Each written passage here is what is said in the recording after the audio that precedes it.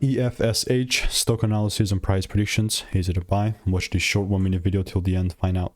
So 1,847 holdings stock.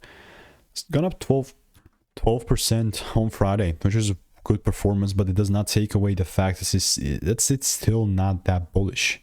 I'll give you kind of the details right now, but I've done 33,000 videos over the last 4 years, and I've spent thousands of dollars on courses and mentorships with EFSH.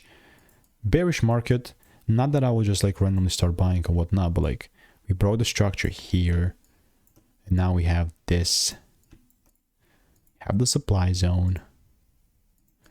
So it's gonna be only bullish if I start seeing some proper breaks above 43 cents, like for real. So that's still how the range is gonna look like for me. I'm just following trends, sticking to my edge that I've refined over 33,000 videos.